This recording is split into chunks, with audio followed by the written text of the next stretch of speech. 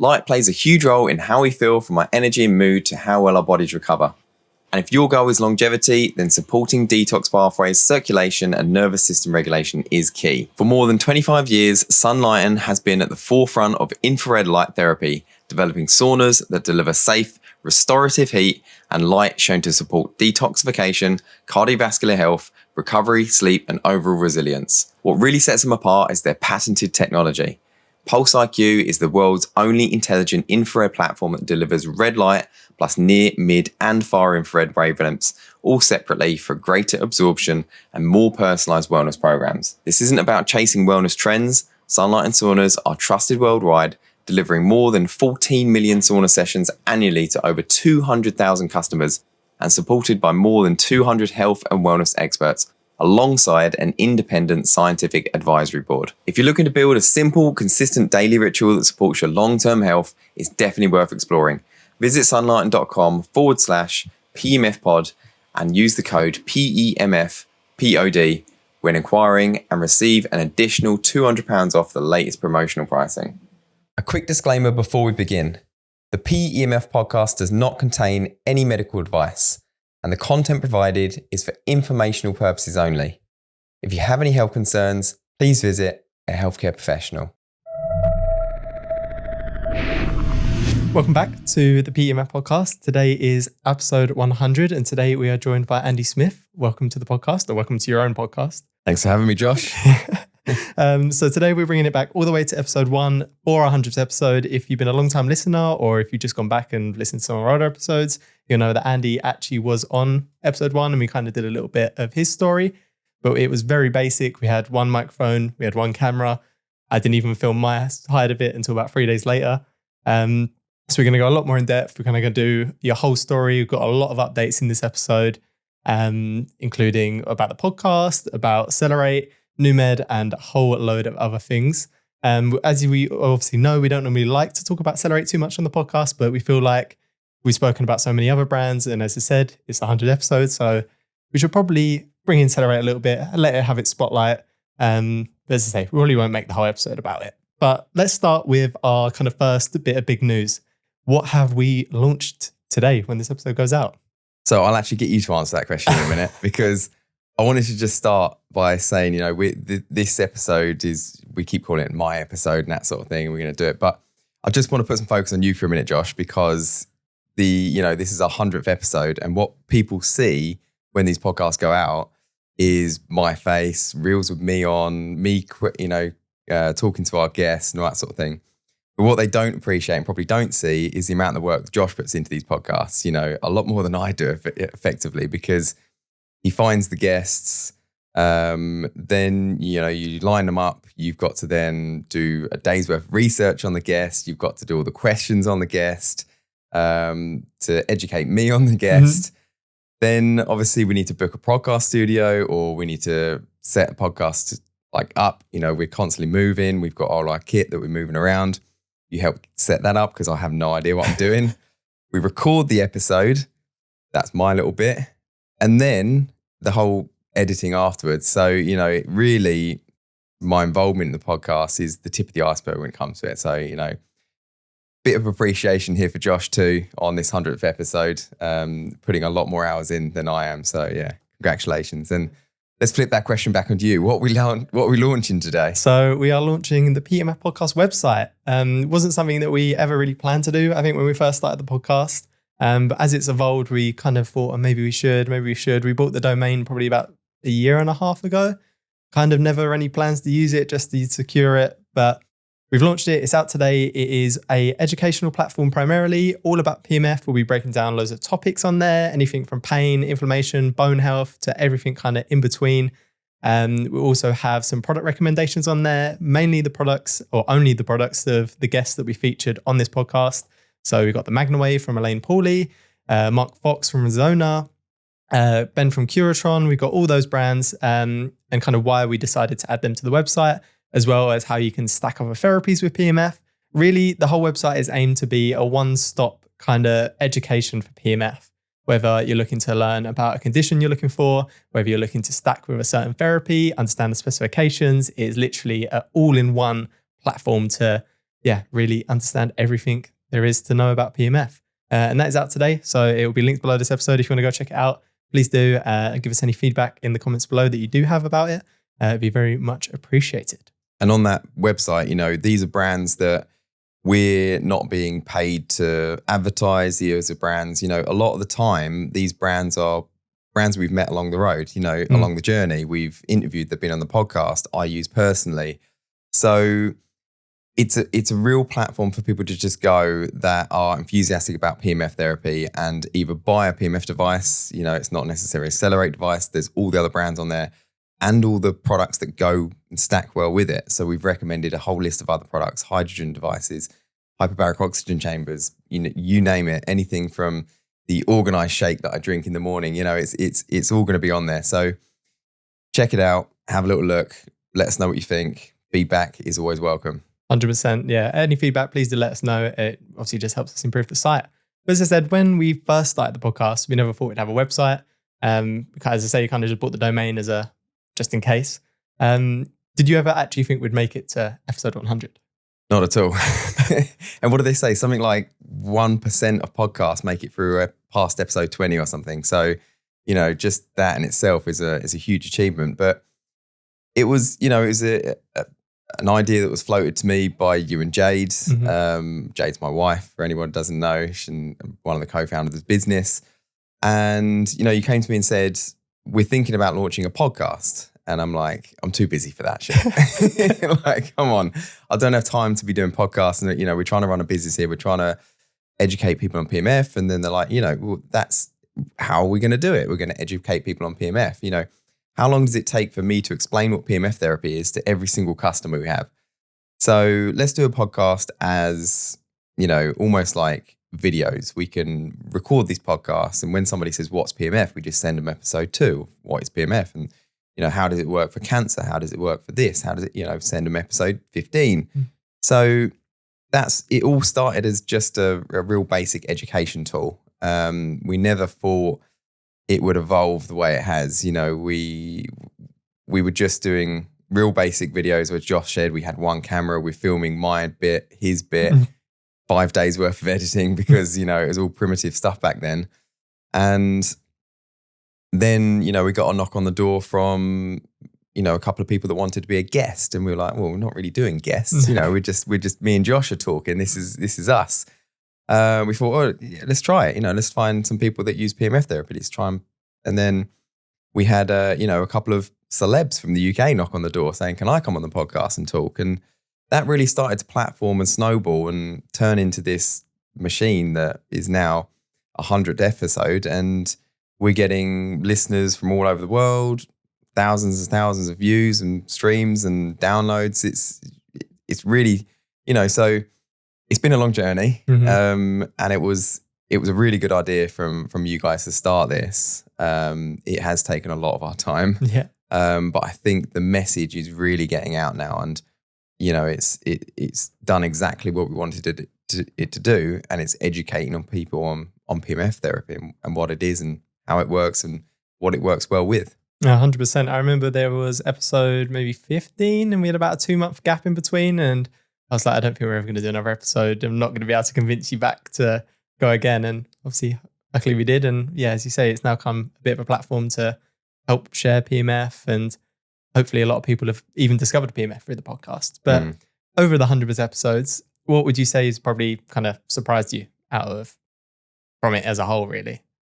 I think it's just the way it's listened to by so many people now and how it grew. And it wasn't an overnight success, like what you just said there about us kind of stopping at 15 because just there wasn't many people listening. There wasn't many streams. There wasn't really anything happening with it.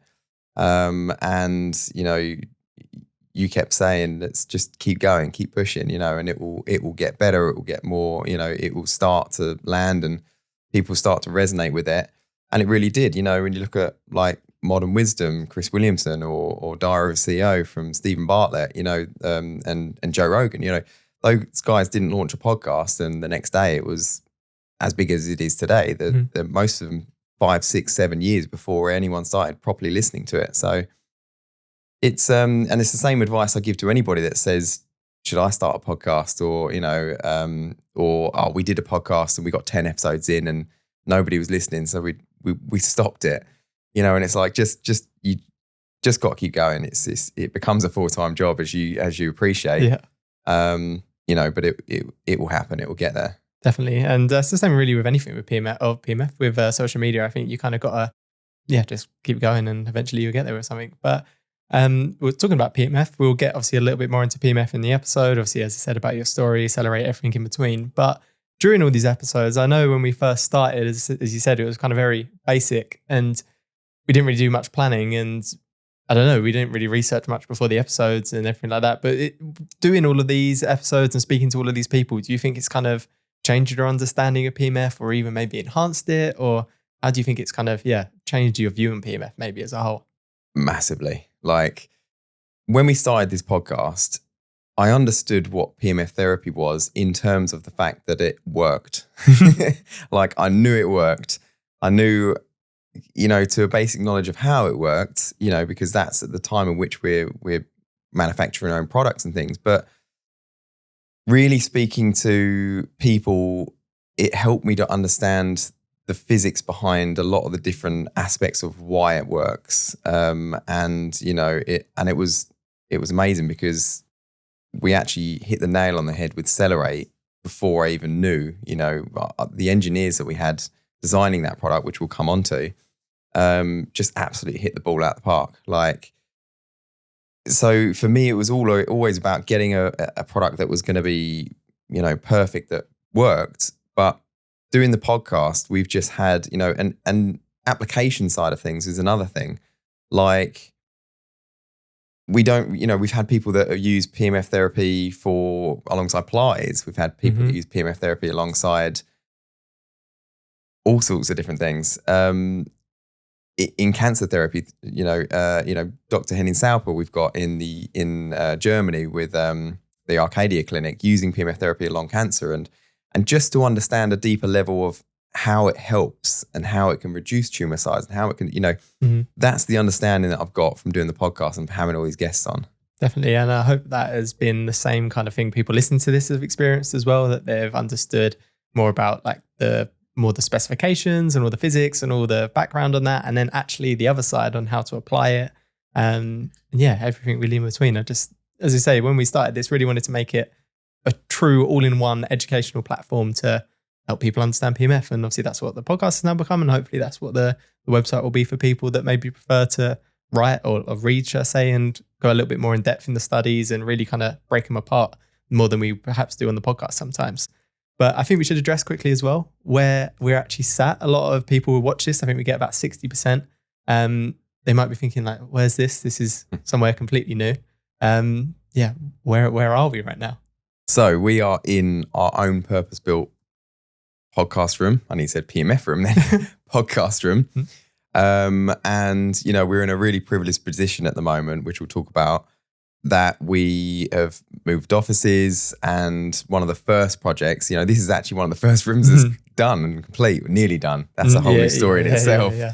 Probably not for the podcast. We've had some problems with the guys building this room, but anyway, we are in our own podcast studio, which we, Josh and I are actually going to turn into its own business in Kent, in the UK. So we're going to have people coming in and actually renting this space, but predominantly we want to use it for the PMF podcast. So if you're watching this episode, this is the first one that we're going to be that we've recorded in here, and hopefully many there going forward, unless we are on the move or on Skype, because I know a lot of our guests are in the US. But yeah, you should see us in here a lot more frequently. Hopefully so. And if you are watching, it is not fully complete yet. We obviously we've got some paintings coming for the wall. We've got some little plants coming. This isn't the equipment we're going to be using either. We've got a whole brand new set of equipment coming as well, which will hopefully be in here soon, as well as the lighting. But now let's kind of get into more your story, more about how CELLER8, NewMed and everything else kind of came to be. We're going to go Stephen Bartlett on you and kind of go back to your childhood. Do you think maybe your upbringing or anything like that maybe helped lead you towards CELLER8 and NewMed today in any way? Well, I mean, I can't complain about my upbringing. I have, I've grown up in a broken family, but I've never actually known my parents to be together because they separated just shortly after I was born. But actually, I think I see that personally as quite a good aspect, because they lived very different lives, close to each other. And I saw both my parents growing up, predominantly with my mum, and she lived in the city. And then I had my dad every other weekend, and he lived in a very rural setting, which is where our new offices is, sort of thing, in a nice idyllic kind of place, but next to a farm as well. So I had a really good insight into farms in terms of like raw meat, not raw meat, where the meat comes from. So I think these days, my children, a lot of other children, I try and educate them on this thing, but really people just don't understand where meat comes from these days. They just think it comes from the supermarket. So that education side of things was really important for me growing up. I actually would hunt animals when I was young with my dad. We would never ever hunt for sport, but always to eat. So if we'd shoot a rabbit or something, it would always be gutted and eaten, like very primitive type, upbringing, which was cool. I think it's really learned me a lot. It's really taught me a lot. So that was ironic, wasn't it? Really learned me a lot. So I think having that way of growing up and being outside all the time as well, like, now I talk about biohacking, I talk about taking my shoes off and going outside and spending a lot of time outside. That's what my life was growing up a lot of the time. When we come out of our house, we had this big barn, and you could see the barn from my dad's place, and it was full of hay bales. We'd go in there, we'd be jumping off the hay bales and living a real outside life. There'd be rats in the hay and all sorts of things, but we didn't care. We'd build tree houses, and so something that other people take the piss out of me for is being a bit of a prepper, and I think a lot of biohackers are actually when I talk to people. And if you don't know what a prepper is, it's kind of planning for the end of the world. It's like if shit hits the fan, what would you do? I've got freeze-dried food under my stairs. I've got shotgun license, things like that, not in case I'd ever have to use that, but it's more for if we had to hunt or anything like that.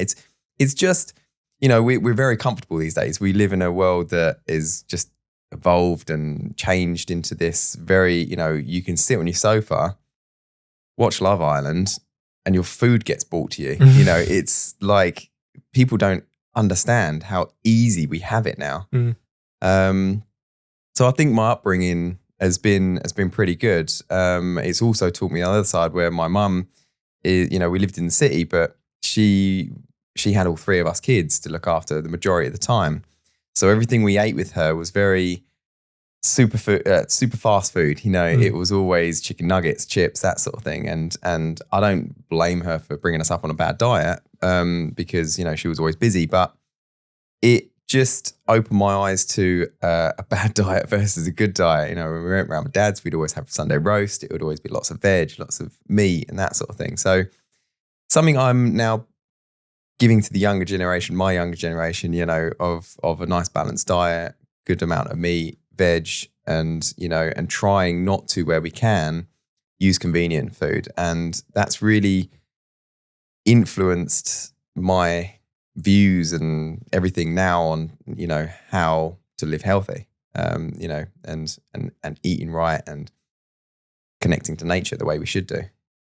Yeah, no, I feel like I can relate a little bit with that as well, with the countryside living and the city living. When I was younger, I only, up until about 19, all I could see from my window was fields. I had a barn in the garden. We had tractor sheds next door. We had two neighbours on the street. It was very rural. There'd be horses in the backfield. You'd see all kinds of birds and everything like that. It just very different life. And then move into more of a city side. And especially when I lived in London, I remember telling people about that.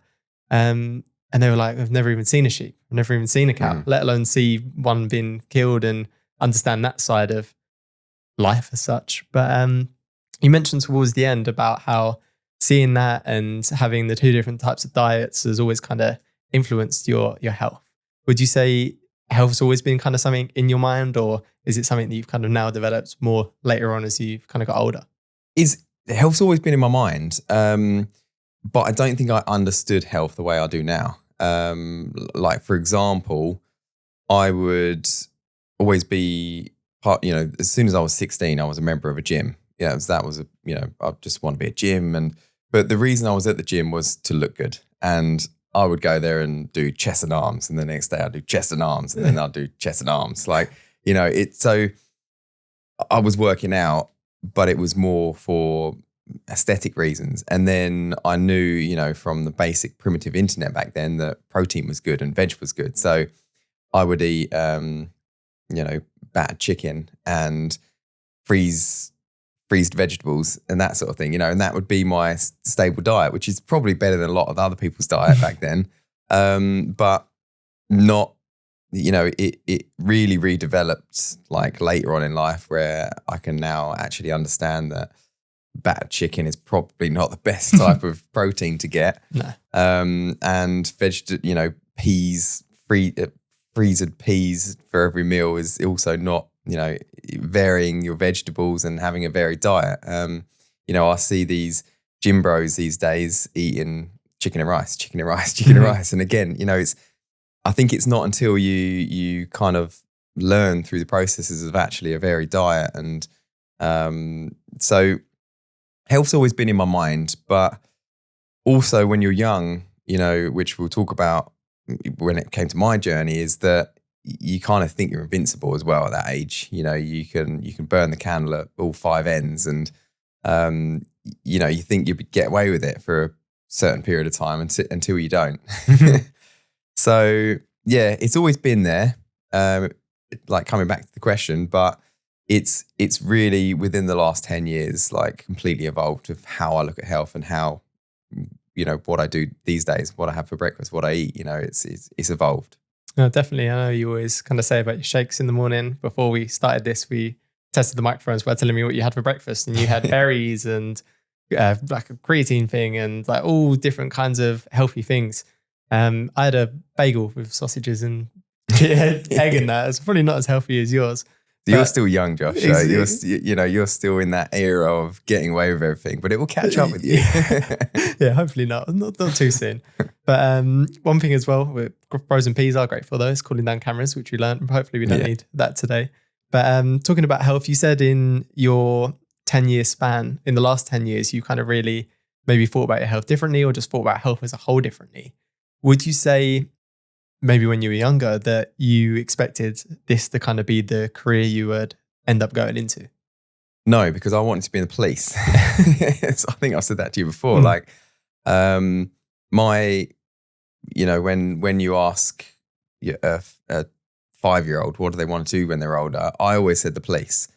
And I actually wanted to see it through. When I left school, I went to university and I did criminology and psychology. So I did 3 years of that, and got a degree at the end of it.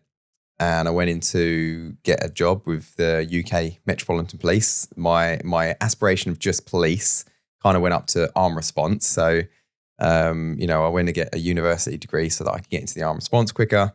My eyes are 20/20. They still are. They always have been. So, in the armed response, you have to have a good eyesight. So I was warmed up to it. I was educated. I was ready to go. And I won't go too deep into this in this podcast, but when I went into the application process, they said to me, "You're white, British, and male, and you got an education." So, and I'm thinking, that's good news. Mm-hmm. And he said, no, that's really bad news. That means you're probably not going to get a job anytime in the next decade, because we've got other targets to hit. We've got ethnicity targets to hit.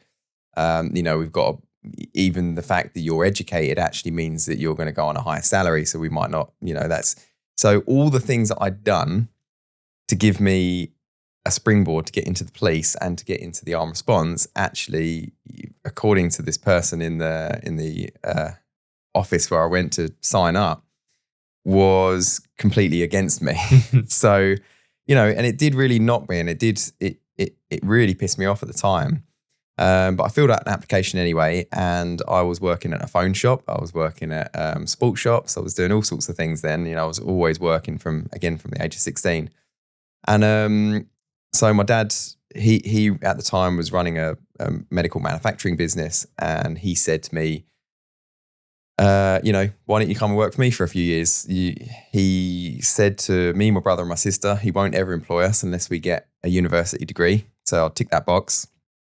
And I said, you know what? I never wanted an office job. I always said, that was I kind of saw my dad in his office every day, and I thought it's cool, but I don't want to be sat down. I want to be on my feet, and I want to be an active role. The arm response was cool. It just seemed really cool. So I said, I'll do it as a stopgap. I'll leave my phone shop job, which I loved in retail. And I said to him, I'll come and work for the family business in medical manufacturing. And that was the start of the end. So you'd say probably your younger self, a last question on it, would probably be quite surprised by where you are now or what you're doing now. Yeah, exactly. Because, I probably thought I'd be in the police by now, making my way up through the ranks. But I wouldn't change anything, for where we are today, what we're doing, which we'll get into. It's a dream come true, really. I'm a office job, which is not what I wanted, but I wouldn't say we actually spend a lot of time too much in the office. We're doing a lot of travel, we're doing a lot of visiting, and eventually going to be opening a health hub, which we'll talk about. Yeah, no, definitely. My girlfriend always goes, you work an office job, but you're never over there. You're always doing something else. So I feel like it's probably more with the podcast and everything like that. But let's go into now more the PEMF side of it and what you are actually doing now. It all kind of started with a little bit of a story or a personal health journey that maybe some people might know from the episode 1, or if they've kind of listened to some of your other podcasts that you featured on. So kind of a more condensed version than maybe what you would do on a normal episode. What led you into PEMF? What was that first kind of step into PEMF? Yeah, it's a good way to run into this because, we just mentioned Bedfont, which is the family business, and I was working for them. So left university, I was working for the family business, and we were traveling quite a lot. So it was, they are a medical manufacturing business. At the time that I started, my dad was running it, but now these days my brother's taken over. So my older brother is running that business, and we was traveling a lot. I was always going to exhibitions, and we went to an exhibition called Medica every year. And at Medica, this guy called Gregor come up to me, a German guy, and he said to me, we've got this technology called PEMF therapy. He gave us a spiel. He told us that it's, the new silver bullet. It does everything. It's amazing. And he was looking for a UK distributor at the time. So, for us, we were really interested. My dad had actually used PEMF therapy on his horse in the past and had really good results from it. So he was sold. He understood it. But we were too busy with Bedfont and the medical breath analyzers that they still sell today. And, it just wasn't a good time for us. But I was traveling to Australia. We'd just been to another exhibition, and in personal life, I just got engaged with my now wife. So she was actually traveling with me. She worked at Bedfont with me as well. And I developed this pain in my stomach. So it was very strange. We're just about to leave. We're just about to go home. We get on the plane back to the UK. And by the time we get back to the UK, the pain had developed, and it was like excruciating. They actually sent a little ambulance out to the plane to get me. Sorry, that was in our stopover in Dubai. And they gave me some morphine in Dubai, and then flew back to the UK to more than one way, full of morphine. And we get back to the UK, and I go straight to hospital. It was a Friday night in the UK, not a good time to go to A&E. They gave me loads of painkillers. They couldn't work out what it was. And they said to me, come back on Monday. So come back on Monday with the surgeons there. And by then, I'm in like a world of pain. I'm sweating. I'd been laid down all weekend on heavy painkillers. We get to the hospital, and by the time we get into the UK hospital, I've fainted because it's like pain's too much. So they basically take me down for surgery. when I come out of surgery, they told me that it was an infection. So it was like a huge infection within my stomach. I had to go through my belly button to get to it, empty it out. And it was very, very close to turning into sepsis. So I was like on the edge of like something seriously bad. So, I always say to everybody that I talk to about this story, and, because we're in the biohacking industry, the wellness industry, there's a little bit of a sometimes clash between the medical and the wellness industry. But I wouldn't be here today without the UK NHS and for that situation where they intervened and surgery happened. The problem is, and that's where PEMF therapy comes in, is the care thereafter, and the health system's way of keeping people healthy and keeping them out of hospital. It just, where it doesn't work, it doesn't help. So I was given loads and loads of antibiotics, like for 6 months following the operation, and the infection just kept coming back. It wouldn't fix. So they get into a point where they're just trying new antibiotics each time. The infection kept coming back. And it wasn't until, I wasn't able to work at this point. So I'm out of the family business. I'm sitting at home. My mental health is spiraling out of control because I'm 25 years old. Like I mentioned before, I was burning the candle at both ends and just not understanding that, you can't do that forever.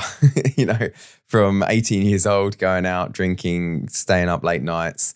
Same in, when we were in Australia, we're out there for 3 weeks. We're enjoying it. We were with family. And I don't know if that was the cause of what happened, but, I'm then in this spiral of 6 months worth of antibiotics and just getting sicker and sicker and sicker. And there's pictures of me back then. I was proper skinny and just looked very unhealthy. So my dad comes to me at one point and, first thing he's like, when are you going to come back to work for starters? But he's like, why don't you try that PEMF therapy? We spoke to that guy, that German guy. He's got a product. What have you got else left to lose? It's complementary. You can use it alongside everything they're giving you. So eventually we buy this product. It comes in from Germany. And it took a long time to get through customs because they didn't know what it was. And we finally get it in the UK and I start using it. And when I say I start using it, 20 minutes a day in the morning, 20 minutes in the evening. So 40 minutes in total. And it's just a mat that you lay on, turn it on, choose your frequency, press go. It runs for 20 minutes and that does the magic, which we'll talk about. And it was only a week into using it that the infection cleared up for the first time. So, even though these antibiotics would kind of like keep the infection at bay, they never really cleared it up or got rid of it. But this PEMF therapy device seemed to be the last bit of the puzzle that I needed to get me back on, to get my health back. So a week in, the infection cleared. Second week in, the wound healed up and everything started to close and started to look much better. So I went back to my surgeon and, he's sitting there ready to prescribe me with some more drugs. And I'm like, I found something that worked, and he could sell straight the minute I walked in. My demeanor was completely different. And he said, what have you been doing? And I said, well, I found this thing called PEMF therapy, pulsed electromagnetic field therapy. And he's like, okay, right, yeah, whatever it is, it sounds very woo-woo, but great. If it's working for you, then keep doing it. But, I actually bought in a leaflet of the product because I said to this German guy, like, send me some leaflets. I wanted to start talking to people about this. And, you could see him put it on his desk and I absolutely know 100% that went in the bin as soon as I left that room. Like, there was no interest. He didn't want to engage about it. It was just, okay, thanks, see you later. So I came off all my medication and, the weeks went on thereafter and I just started to feel normal again, started to feel myself again. And not only was I working, I was able to go to the gym again and I did a Spartan race, I think it was 4 or 5 weeks after I introduced the PEMF therapy. And I remember crying after that Spartan race, thinking to myself, I couldn't have seen myself doing this or being here, 6-8 weeks ago. Then I took a real crossroads, in my decision as to what I wanted to do, whether I'll go back and work for the family business again, because I had this real passion for this PEMF thing. You know, like it helped me. It saved my life. It's got my life back. I want to do something with this. You know, like these things in life happen for a reason. You know, there's always these signs that we have, and anyone I spoke to in the UK about what PEMF therapy was, nobody knew what it is. You know, and still the education's not there today, and that's why we're sitting here having this conversation. But rather than, you know, I spoke to the family, spoke to my brother and my dad, and the decision at the time was to kind of, let's start a new company called NewMed, and let's import PEMF devices to the UK. And it started with this German product, and we will make it more accessible to the UK market, and we will kind of try and educate people on what PEMF therapy is and import products here to educate people here and to get people to use it, because if it helped me, it's going to help millions of other people. So that was the decision at the time. I was still working at the family business for a number of years thereafter, but I had this business NewMed, which I was doing like 50% of the time of importing PEMF devices and selling them to the UK market. So that's kind of where NewMed started. No, and we'll go a little bit deeper into NewMed and kind of the current state of NewMed and the future plans for that as well a little bit later on. I know I always like to ask this question a lot of the time when we have the PEMF experts on. I know you said your dad wasn't skeptical of the therapy when it first came around, but were you skeptical when the mat kind of first arrived and you had your kind of first session and maybe didn't feel loads after it, or maybe you did, but yeah, were you skeptical of it? Yeah, 100%. I mean, I took the same journey that so many people take. Like, if it wasn't for my dad telling me to use it and that he used it on his horses and he'd had a good success for them, I probably would never have considered it. You know, a 25-year-old young lad, someone tells you that pulsing electromagnetic fields into your body is going to be the solution to this. You just got to lay on this gym mat for 20 minutes 2 times a day. You know, I was in the same mindset. I was only really doing it because my dad told me to do it. And PEMF therapy is something that we say to a lot of people. They have to try it to understand it, to believe it. And it was exactly the same for me. But I also took the placebo route in the first week. So, you know, but what I mean is the placebo route is a few days in, I'm thinking, you know what, I'm laying on this thing. Because like you mentioned in the question, it's like even the experience of a PEMF therapy, especially a low intensity one, you don't feel it. So it's not like a cold plunge where you feel something immediately. It's not a sauna, you don't feel heat.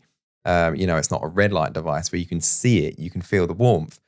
It's low intensity PEMF devices, you lay on them, you can't feel anything. But I think if you really tune into it, and I was doing this, you do feel something. You feel some resonating frequencies. You feel a small tingle. You feel areas in the body that are hurting actually get worse sometimes because your body kicks in and starts to heal that area. So, you know, my belly button was where they had gone in, where the infection was, and I actually started feeling it throbbing around my belly button, despite the fact that this was a really low intensity mat that I'm laying on my back. You know, I was feeling it in my belly button. And the first couple of days, I'm thinking, maybe when I turn this thing on, it's just in my mind. You know, it's not actually doing anything. But I'm kind of making it happen. I'm like manifesting something happening. And then when the infection cleared up, you start thinking that was probably a coincidence. You know, like it could have just been that this was the week it was going to heal.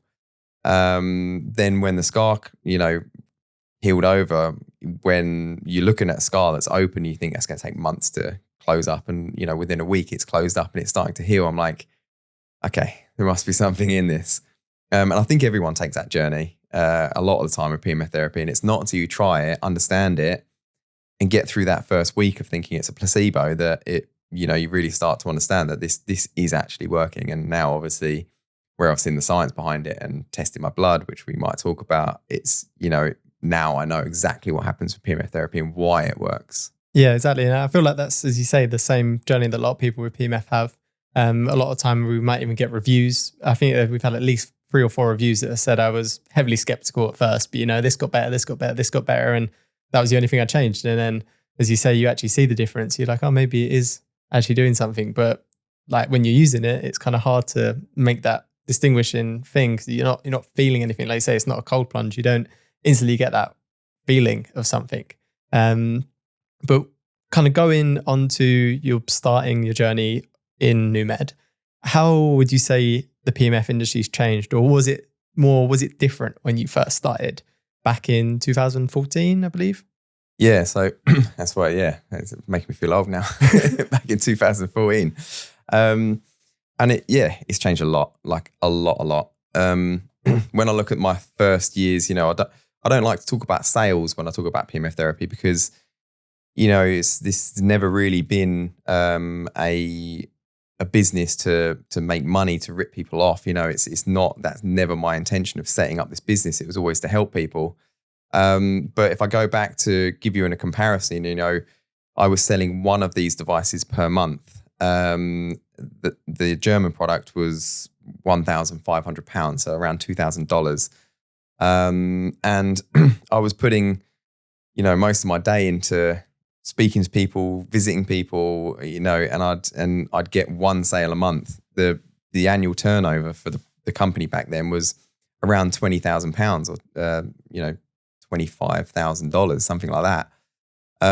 So it was a lot of heavy lifting for not a lot of return. But the return for me was that one client that I'd sell a device to.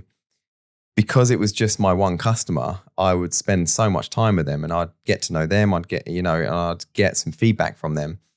And getting their feedback after using it for a few weeks, few months, and just hearing how this product was changing people's lives was huge for me. And it was the driving factor to keep me going, despite the fact that we're like hemorrhaging money every year, picking up a big debt to get to where we've got to today.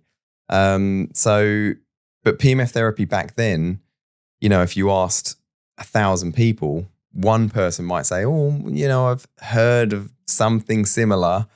Whereas I think that's changing now. If I ask 100 people now, I think at least 5 of them will know what PEMF therapy is, what it does, and how it benefits. So, and I'm hoping that maybe this podcast has been a huge influence for that, and our kind of drive to keep going. What is it now, 13, 14 years or something?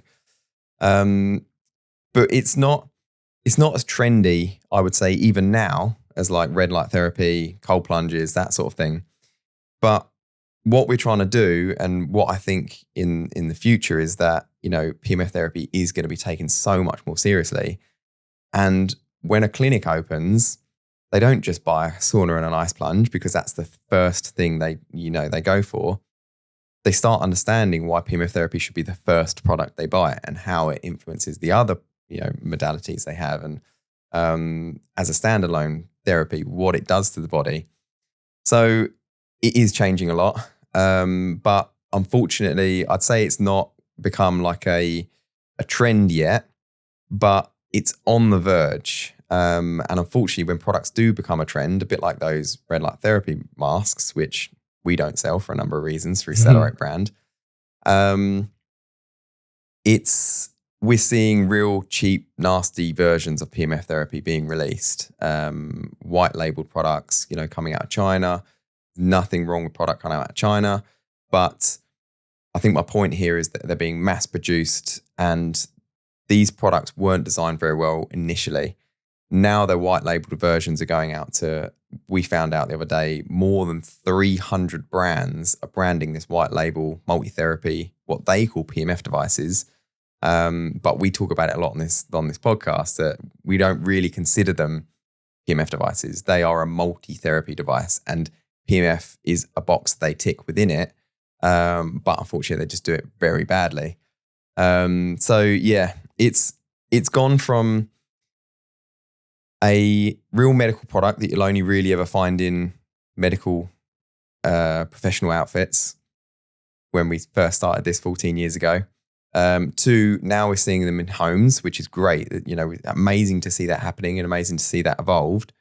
But we still need to put the education out there for making sure that people get good products. And again, that's why we started this podcast and why we're launching the PEMFpodcast.com.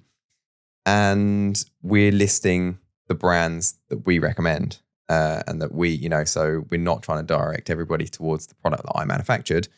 It's like, if you're going to get a PEMF device, here are some good brands. So yeah, it's changed a lot. Yeah.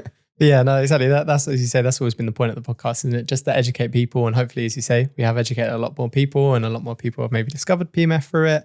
And yeah, it's always never about, that was kind of my big thing. I know when we started it, never to just push CELLER8. I really, if not, curved everything away from CELLER8 as much as possible to make it just educational, because that is what the point of it is. But yeah, there'll be loads of brands on there that will kind of be what we would consider a good brand. And if you want to go back and listen to episode 59, where we did speak about the multi-therapy mats, to get a bit of more of an understanding of what we're talking about there, do go back and listen to it. It's actually probably one of our more popular episodes, funnily enough. But going on to NewMed, now you've started it. What did you actually want to achieve with this? What was the goal when it came to building NewMed? The first idea of NewMed was to be the one-stop shop in the UK of PEMF devices. So we started selling the German brand Magnetovital, which was the first product we ever sold. I don't actually know if that's even around anymore. It was a real primitive PEMF device. And we'll talk about how PEMF has evolved and how the products have evolved. But, Magnetovital was my entry into PEMF therapy, and it absolutely worked. But it had its limitations. You could only choose one frequency. The frequencies were quite confusing. There was no education, or the manual was very all over the place in, what frequencies do I use? I've got this condition. What frequency do I use for it? When do I use these frequencies? How often? How long do I use them for? And the technology itself as well, what we found with that product is that the coils inside were very thin. The connecting copper between all those coils was also very thin. If you bent the mat too much, it would break. So it was my entry into PEMF therapy. It was the catalyst for all of this to happen. But the devices itself back then were just, it was almost like they're designed in the 70s and never ever redesigned or redeveloped. And that's, for me, what needed to change and how NewMed evolved. But it was always initially just to make PEMF therapy available in the UK, because that's where we live, that's where I had my experience, and PEMF therapy just wasn't known over here. It wasn't a thing anywhere, really. I was understanding that the US knew what PEMF therapy was a bit more back then, but still very primitive. And it still replicates what we see today. PEMF therapy in the UK is still very, very new, nuanced kind of, product and technology. But the US is a lot more understood. And that's why a lot of these listeners that we have on the PEMF podcast, I think it's 60%, isn't it, Josh, for the US. If not more now. Yeah. And Canada. Okay. And Australia. Well, yeah. Yeah. So it's actually in the UK still. It's still not as widely known or recognised as it should be. So that was our initial mission, really. We had Magnetovital, but as I say, it had real limitations on the product. So we started to introduce other PEMF devices. So, from other manufacturers. So we got them from Hungary in Eastern Europe. We got them from US. We got them from Israel. There was loads of different manufacturers we bought product in for, because, as I say, back then, there's not really one PEMF product that can fix everybody. There's different intensities, different frequencies, but each product also had its limitations. So even though we've got we're listing 3 or 4 different low intensity versions, that's because one product is really heavy, it's stuck to the wall, you can't do anything with it, but it's a good product. Or you've got one that's a little bit more portable, but it's only a localized device. Or you've got one that is a nice, affordable product, but not very easy to use and only does one frequency. And, so that's why we had to extend our range, and why we had to sell so many more PEMF devices through one kind of shop. And it was a bit more difficult having so many products. The other thing is we have to warehouse everything. So, when you sell for one person, one supplier, they give you a minimum order quantity. So you have to order 20 of their mats before they'll give you distribution in the UK. You bring on another supplier, you have to order another 20 mats, and as I say, back then we were selling one a month. So that stock would sit around for a long time.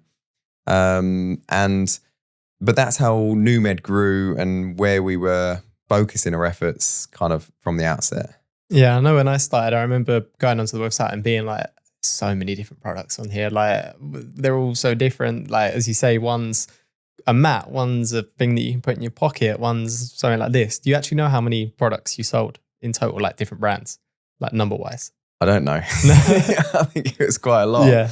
And I think the website was quite confusing because it's like, what is the best for me? And where should I be buying? Should I be in the high intensity, in the expensive range? Should I be in the low intensity? And along the journey, we took on these like little rebounding trampolines, so we took some forks in the road as well along the route, which we just ended up, it wasn't our target market. Ended up wasting a lot of money in products that weren't in the PEMF industry. But yeah, I have no idea how many different suppliers or products. Yeah, exactly. The website was obviously loads of different products all over the place, and it's like you say, it's hard to, when you've got so many products, it's kind of hard to say what one's good for what, or what one's, like, as an outside user, obviously once you're kind of involved with it, it's a little bit different. I know that's something I always try and bear in mind when I make the websites now. It's kind of like, how would someone view this that has absolutely no idea about the products or anything like that, or about PEMF as a whole? Because you don't, I don't know, maybe sometimes you might think the same, where you're so in it now, you don't realize what it's like to be that person on day one that doesn't know anything about it. But kind of going into more the end of NewMed now and almost closing that chapter, what would you say is the proudest moment or the proudest thing you've achieved through NewMed? I mean, I think NewMed was the catalyst of the PEMF podcast, because NewMed was always the education side of it. NewMed's website has like evolved so much over, as you know. Josh does our websites for people that are listening. And the NewMed website has like taken off in many different directions. But I think for me, it achieved what it needed to achieve. It got us to where we needed to get to. And we grew an understanding in the UK of PEMF therapy. And, that was the catalyst for CELLER8 as well. That was the start of the journey of CELLER8, because for me, we had all these products on the website, and I'm just sitting there thinking, why don't we have one that can just achieve what these 5 PEMF devices can do? And that's when I started having conversations with family medical manufacturing business, Bedfont, because they manufacture medical devices. So it just seemed like a natural progression to go from selling all these other products to, we could be doing this so much better. Like, we can design our own product that ticks all the boxes that one or the other won't do. So we can have a product that covers full body, but it will also do localized application. We could do a product that is portable, so you don't have to buy a plug socket. We can have a product that covers low to medium intensity, so not just low intensity. We can have a product that uses multiple frequencies at the same time. We can have a product that you can select one frequency at a time. We can have a product you can change the intensity, So it's like, but also making it easy to use, like, because the education and the understanding of PEMF therapy is very difficult, and it takes 2 hours. By the time someone's listened to the end of this podcast, they might have a better understanding of what PEMF therapy is, and we've this is now our 100th episode, and we've still got topics to talk about, and there's still going to be thousands to go, because it's not a simple technology to get your head around. And like you said, I understand it inside out now. So when I go on the website, I'm thinking, oh, well, I know where to go because I know what frequency I need, know what intensity I need. But the average user won't. And so, the whole NewMed journey led us to CELLER8 and to manufacture our own product that ticked all those boxes, that it was also super easy to use and to understand. And people say to me, oh, well, that product's got like 300 programs, so it must be better than yours. And I'm like, no, I intentionally only gave our product 5 programs because, you know, we've got a program for the morning, we've got a program for the evening, and we've got a program for during the night. We've got one for meditation because we understand that a lot of people like to meditate on their PEMF mat.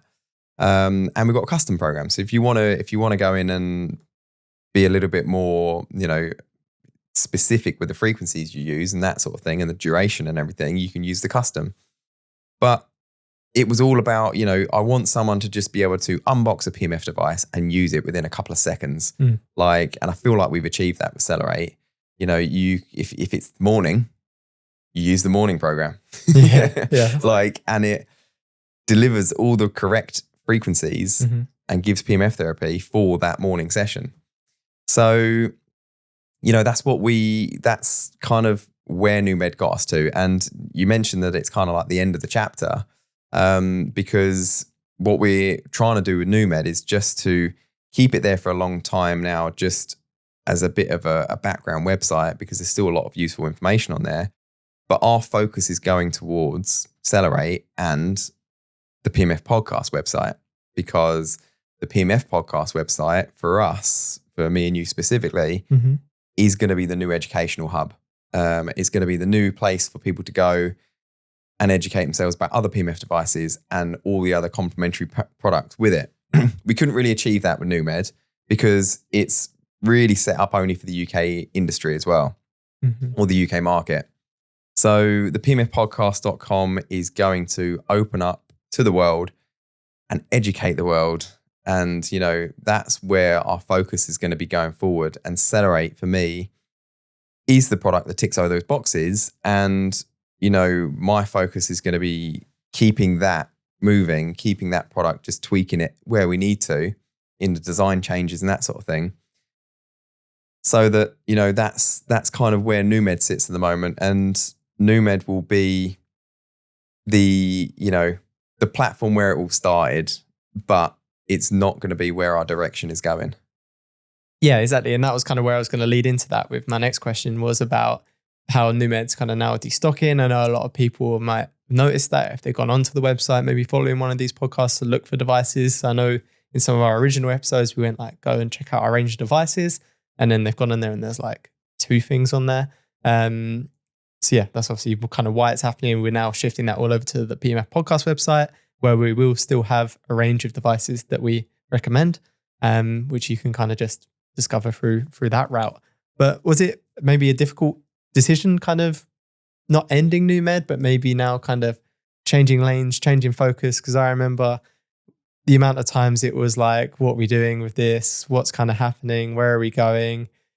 And it was all like, well, we don't want to end it. We don't want to end it. But yeah, was it maybe a difficult decision to not end it as such, but bring it to a close or slow it down a little bit? Yeah, you know, like with anyone, when they start a business from scratch, and you know, a lot of people in our team, you know, I think you've been on my side a lot of this, but a lot of the people in the team are like, you know, it's time to shut that door. They were saying that 4 or 5 years ago, you know, and we need to look forward. But we spent 10 years prior to those conversations, you know, building a business, building a brand, building education around things. And it's, you know, it was difficult to just be like, yeah, let's end that. Let's move on. But it's the right time now. And something you mentioned, you know, about the PEMFpodcast.com and what I've mentioned about our stocking product and that sort of thing, like we're changing our approach completely. We're educating people around PEMF therapy, and then we're saying, here's a platform of good products, go and find them, and then deal directly with those manufacturers. So if people buy through that option, they will actually be dealing and shipping straight from the manufacturers, because at the end of the day, they're not our products. The manufacturers are the ones that specialize in them products. They have the education, they have the understanding of those products and the repairs and all that sort of thing. So, you know, again, it's all part of how we're evolving. And yeah, it's pretty much the right time to just kind of just let NewMed sit there, and for people to eventually move over to the PEMFpodcast.com, where that will be evolving so much more. And we want to list every single different condition on that with studies linked to PEMF therapy devices. So yeah, it should be now the new point of call for people to go to.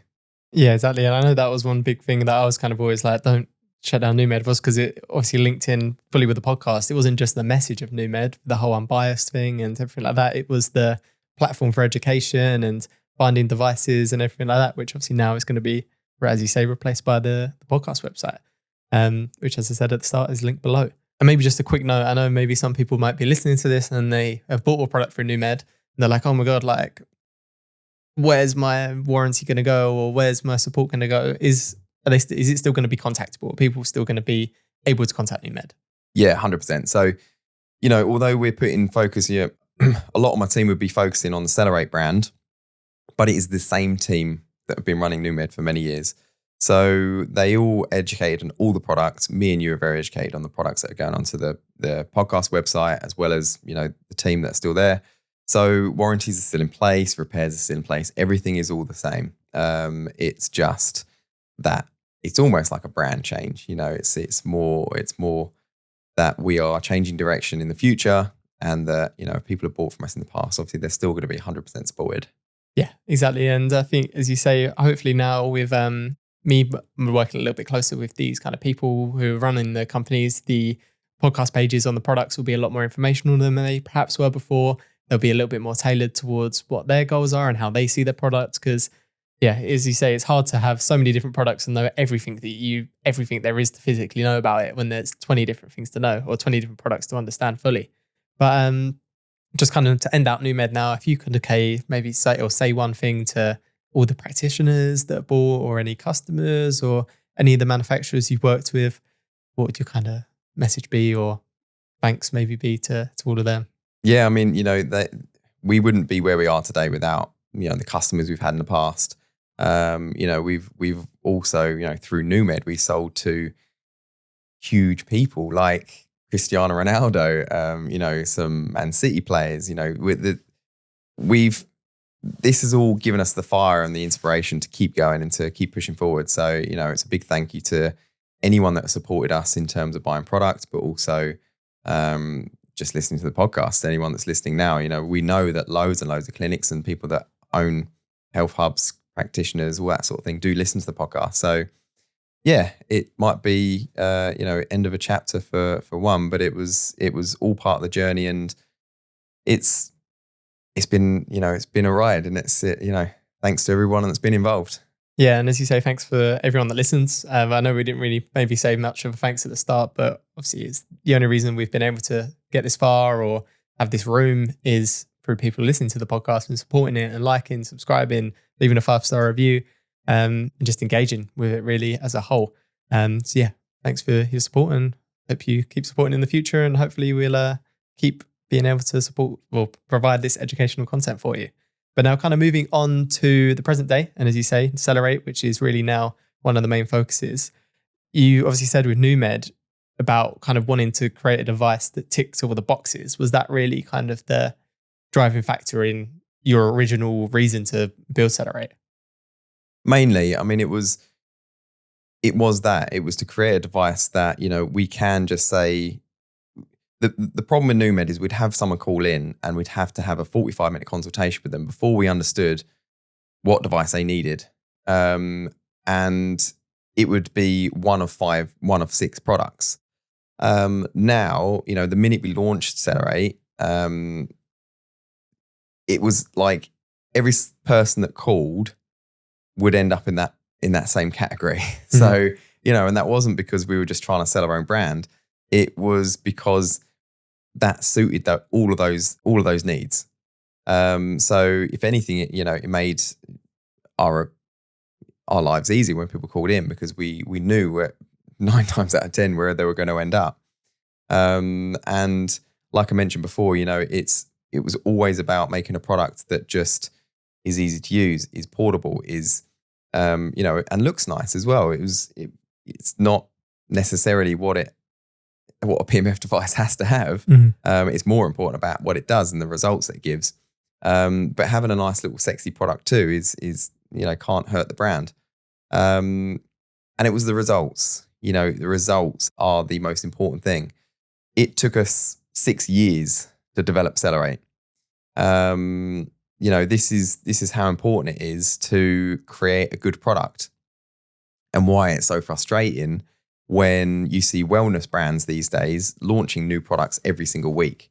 White label products, which I think we'll talk about later on in this episode, because no thought or effort goes into it, really. If there's a white label product on the market, like the multi-therapy mats, we learn that 300 brands are selling the same system because they send their logo to a factory in China.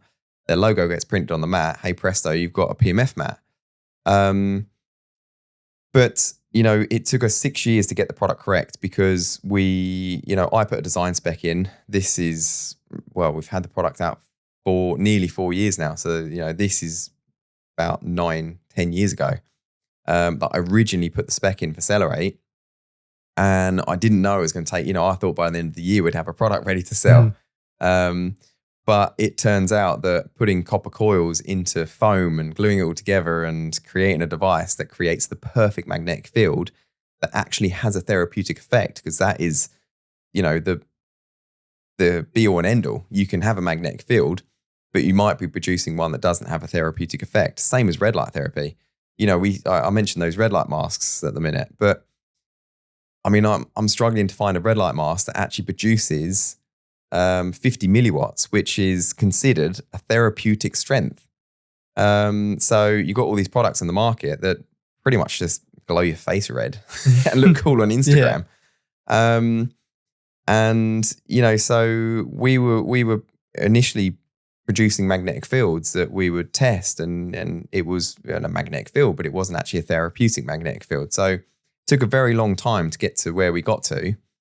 And a lot of tweaking and a lot of late nights with the technicians at Bedfont. Thank the Lord for those guys, because the technicians at the family business and the ones that are developing their products developed CELLER8, and they educated me a lot during the way. People sort of say to me, who designed CELLER8? And I'm like, well, I designed it. And they're like, well, how do you understand technician and stuff? And I'm like, well, I didn't.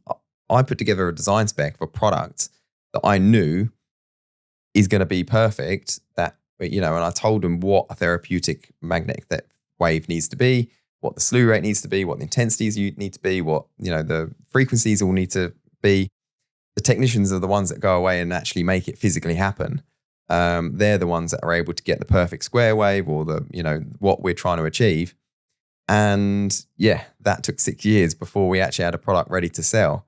And since we've launched it, it's been an incredible journey, and now we're selling them globally and getting, I mentioned to you about selling one product a month and getting that feedback. It's almost like we get daily feedback now from people that are using PEMF therapy and CELLER8, and it's just such a great thing to see. People said to me before, do you get bored of it? Do you get bored of these kind of reviews coming through? And I'm like, actually, every single one just makes my day.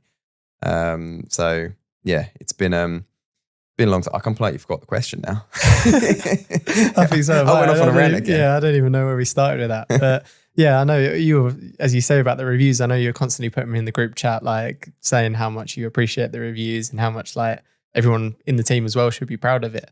Like you say, with the developing the multi-therapy or developing a device, it's not quite as straightforward as just putting some coils in a mat. And as you say, it's annoying to see these multi-therapy mats come along and not really understand what they're doing. Like the same company that sold the ones with 300 or sold to 300 brands, they didn't even know what the intensity was. I asked them and they were saying, they looked on the NewMed website and looked at the Omi mat and said, well, that one's 1.9. So I was, it just must be the same. And that was actually what they wrote. It's like, yeah, it's crazy. So along the journey, obviously, apart from the time it took to actually get it to market, was there anything else that really kind of surprised you in the development? It was just that I think what goes into making a good magnetic field, like I didn't realize what really goes into making a good magnetic field until you try and make one. And we've talked to a lot of like experts on this podcast as well. And we've spoken about features like slew rate, the waveform. Actually one of the original podcast we did, which on waveform, I think I said it doesn't matter, makes no difference. But we knew at the time that square wave was the one that was the industry standard for getting a good product and for getting a good response. But at the time, I didn't really know what the difference was. Through the development and through learning through the podcast as well, you know, Dr. Robert Dennis we had on, and he was talking about the importance of the square wave and the slew rate and what that has the effect on cells. So it's really what goes into making a good PEMF device and how long that takes before you really understand. And that's why, you know, these multi-therapy mats are very frustrating. They don't even use a copper coil. You know, we went through different ways of creating a magnetic field, different coils as such. You know, we went through small, thin ones. We went through flat pancake type coils. We went, you know, we even looked at the ferrite rods, which we've now learned, you know, mostly in the multi-therapy mats, because it's a cheap way to create a high intensity. But because it's a cheap way, it creates a really crappy magnetic field with a almost zero slew rate. So, you know, and the annoying thing for me throughout all of this, and, you know, it's people might just think, oh, well, they're multi-therapy mats. They're becoming an annoyance to him because they're cheaper than his product. And they're being sold, flushed out through the market, through all these different brands, and people are buying them. That's not my annoyance. What my annoyance is that they're very, very ineffective when it comes to the PEMF side of things.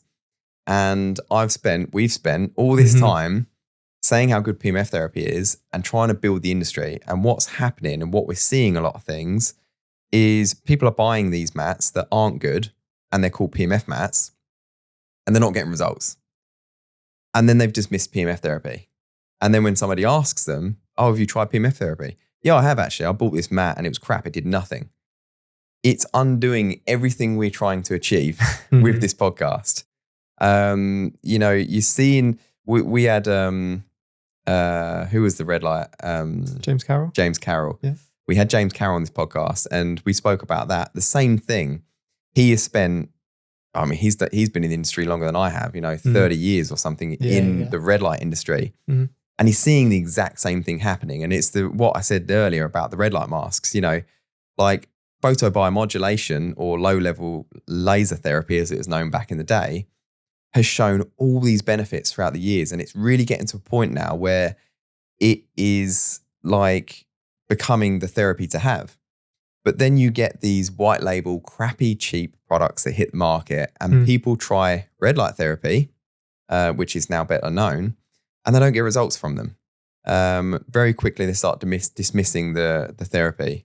And, you know, again, it's just frustrating seeing these things happening because, you know, and it happens in the supplement industry. You know, if you get a really rubbish supplement with all these fillers in it and like, but it's sold as creatine and you take it and it doesn't have any effect, then it's, you know, it's happening in every industry. So I can't, you know, we can't sit here and unfortunately change it. It's inevitably going to happen, but it's just frustrating from our side to all the time we're putting into education around PEMF therapy for these crappy products to just be smashing it back down again.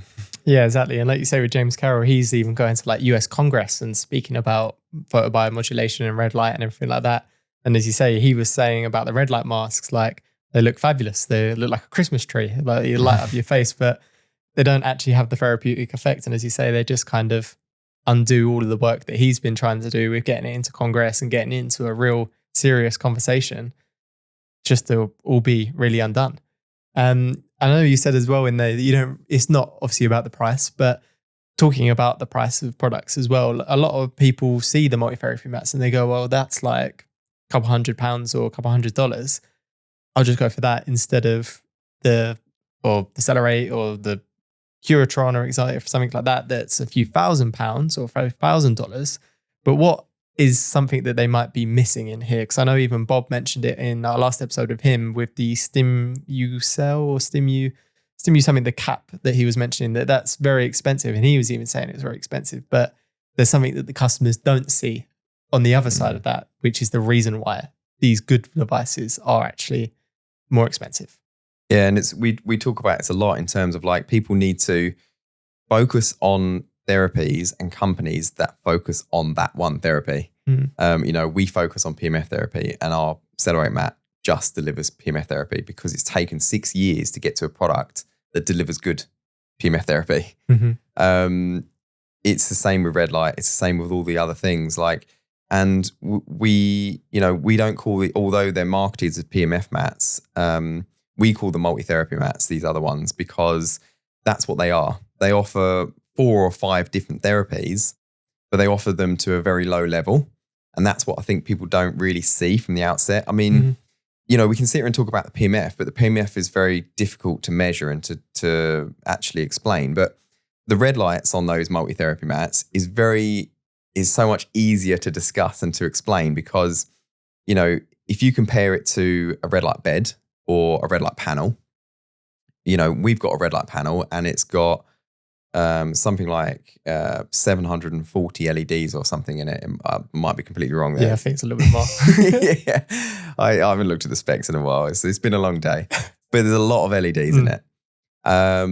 And then, when you look at these multi-therapy, they advertise red light therapy exactly the same as we do on our panels, red light therapy. So they're offering the same thing. But you can see on these multi-therapy mats that they have 6 LEDs or 12 LEDs or something. So compare that first of all to the 740 or whatever it is. Straight away, that's an alarm bell. But then even when when we get to the point of measuring these LEDs, we joked and we did a post about how these LEDs are not as strong as Christmas tree lights, and they literally aren't. Yeah. So that's an easier one to explain to people. Like, right, you see those LEDs, there's only a few of them and they're very weak. They don't even reach a therapeutic level. So are you going to get benefit of red light therapy on that mat? And they go, oh no, probably not. Okay, so why do you think you're going to get PEMF therapy from that mat? Why do you think you're going to get near infrared from that mat? And why do you think you're going to get anything from the crystals and the gems that they put in them as well? So yeah, it's just trying to do the best we can to re-educate about these, and we can put good PEMF devices on our PEMF podcast website for people to go and find and to buy. Yeah, exactly. And once again, what Bob was saying about StimuField, I remember the name now. He was saying you don't see all the engineers that get into building it. Like you say, you don't see the cost of the raw materials. I think you said on another podcast that the raw cost of the materials when you originally were looking at building CELLER8 were more than what these multi-therapy mats are selling for at a retail price. So yeah, it just kind of puts things more into perspective. But talking about engineers and the people who originally developed CELLER8, Bedfont, what is the relationship now with Bedfont? Because it's kind of evolved a little bit within the last maybe 6 months to a year. Yeah. So, as I mentioned, Bedfont's the family business, and I've always been somewhat involved in that business. First it was working full time for them. Then when I set up NewMed, it was kind of 50-50. And it slowly started to shift for me being more of a full-time person at NewMed, less at Bedfont, but actually on a consultating side of things, because I was running the sales team then. A lot of the time, I would come in and just run a sales meeting or, change some of their structures and that sort of thing, help with their hiring process. So I've always been a little bit involved in that business. But actually, a big part of our journey happened last October, which was when we were able to finally announce it, was that a bigger company has bought Bedfont and has bought a controlling share in Bedfont. And in order to get a controlling share, they bought my shares and my dad's shares out of the company. So, my dad's able to finally retire, although he's been fishing in Cornwall for the last 10 years, but we can actually put a rubber stamp on it now and say that he's officially retired. And it also means that I've also retired from the Bedfont business 100%. But where this links in is that's given us a financial opportunity to finally separate NewMed, CELLER8 and Bedfont, so that we can be completely independent on our own 2 feet. Up until, officially, we are still working from the Bedfont building. So we've always been part of the Bedfont infrastructure, and the NewMed office is still there because the current project, which we're sitting in now, which might look quite finished for viewers of this podcast. If you open these two doors in the podcast room, it turns into a building site. Yeah. But within the next month or two, we're hoping that, we're going to be actually in our own HQ. We've picked a spot in the countryside, so it's very much along the brand guidelines of, a proper biohacker place to be, to work. So we're really kind of closing the door on Bedfont in terms of they're also, because of the other company that bought Bedfont out, they're no longer manufacturing the CELLER8 product. So we found a new supplier in the UK. It's building the products, and now we are officially the manufacturer. So it's all a big step, all part of our growth, and all part of our independence, should we say. So I think we're going to have an Independence Day when we finally move out. That's a good idea. Of the finally move out of the Bedfont premises. So yes, we're very close to being fully independent. And the HQ that we've bought, where we're going to be running the CELLER8 business from, I've always wanted to, my retirement plan was always to run a health hub. I think a lot of people that get into the wellness industry, I think that's always their goal. Or a lot of people, not everybody, but that is kind of like what a lot of people want to do, is get to a point where they're seeing people, local people, and, using equipment on them, whether it's their own technique or whether it's biohacking equipment, and to kind of open, a health hub was always my long-term aspirations. And we will be doing that here because it's big enough to do that. So we're actually going to be opening a health hub, which won't be my primary focus, because CELLER8 and the PEMF Podcast is really where I have to put my focus in. But yeah, eventually we'll be opening a health hub from here too.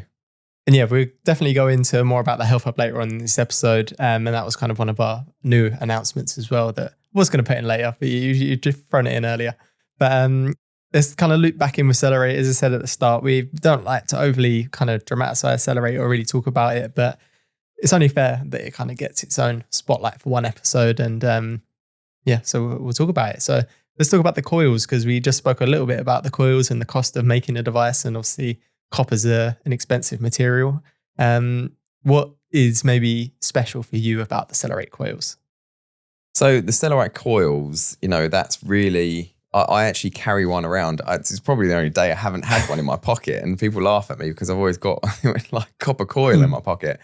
But I'm really proud of it. And, as well as the device itself and how it operates, like the coils are a massive part of the product and why it produces the therapeutic waves it does. And you mentioned about the cost of the product. Like, we actually went in and in my naive brain, I wanted to compete with all the, £1,000 products or $1,500 products on the market when I created CELLER8. But we later learned that you shouldn't be competing with the price of those products, because you can't produce a PEMF device for that cheaply and sell it for that much and make a profit out of it. So, one of the big aspects of that was the copper coils. And that's why I carry one around with me, because it's really heavy. And it's, with the rest of the product, I wanted it also to be made in the UK. It was a big point for me. Just so that I have a lot more control over it. I can go to each and every supplier and meet them personally and find out how they operate, find out how they put the products together, take videos of that, share it. And the copper coils are no difference. We wanted to get UK copper. And it's something that was a big part of the build. And building a product in the UK is a lot more difficult. We're a small island compared to a lot of other countries.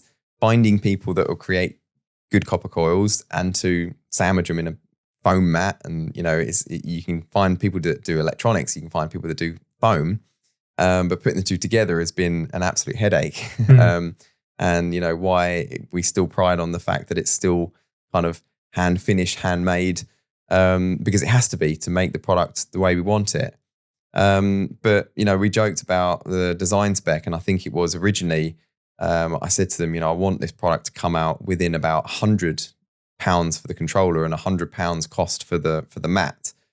That was our design originally. And, I won't tell you what the cost of our product is now, a bit of proprietary information, but it's a lot more than £100 for the controller and £100 for the mat. Mainly the mat, because that has all the copper in it. That is all the, the real moving parts and everything. So, but the design of the, constant design and tweaking of the controller is where a lot of that cost comes from. But it's also what people don't appreciate is, and what I'm signing a lot of at the moment, because we've actually got some exciting products coming out, hopefully towards the end of this year, within the CELLER8 range, ones that I can't talk about, that I've been briefed before we came on this one. But so there's 2 projects running at the minute, and one of them, the design cost is 400,000, and the other one, the design cost is 200,000. So again, it's coming back to this like white labeling of products and stuff. We could, if we want to, send the CELLER8 logo to a company, on Alibaba, and we've got a new product. No cost involved, 0. Yeah. But we're paying £400,000, of actually my own money at the minute, because CELLER8 and NewMed is actually not a fully profitable business yet, even after 15 years or whatever it's been. We're breaking even, so that's fine. But people might think that this is a sales engine. It's not. I'm pretty bad when it comes to business and making money, but I'm good at making people happy and healthy again by our reviews. But it's also the cost of the development of these products. Like I say, 400,000 for a new development that we hopefully will have by the end of the year to add to the range is all exciting, but cost money. And what people don't appreciate when these products are designed.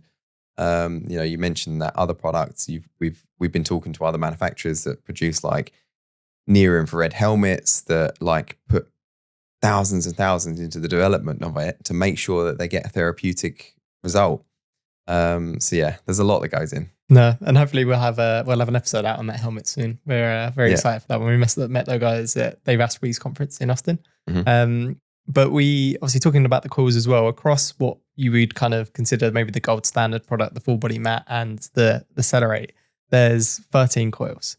Why do you think having the full body and the localized is important? Because we talk a lot about having both options available. Like it's always good to have the full body mat, but if you can have both, why was that something that you actually wanted to make a really kind of an essential part of the product?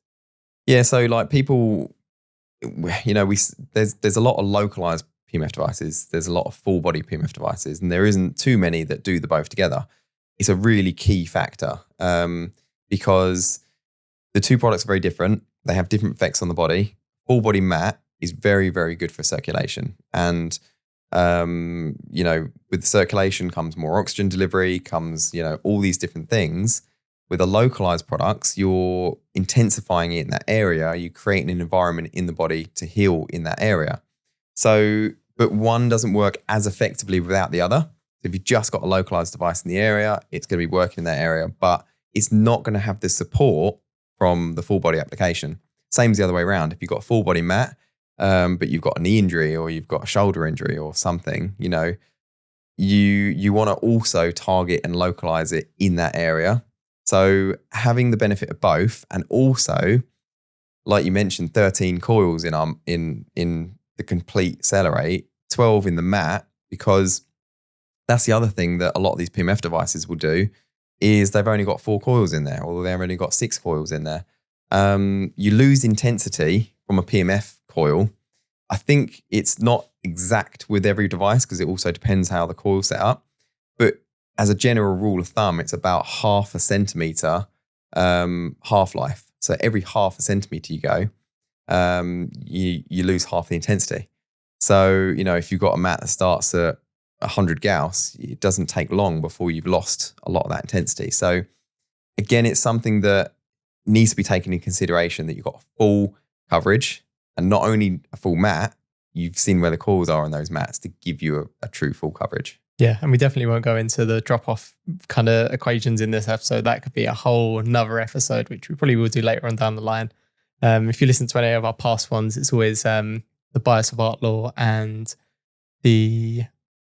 So there's the inverse square law. Yep, that's the other one. And yeah, that could be its whole other episode, which we will go into later on. But you spoke about there as well a little bit about how the intensity and the intensity differences.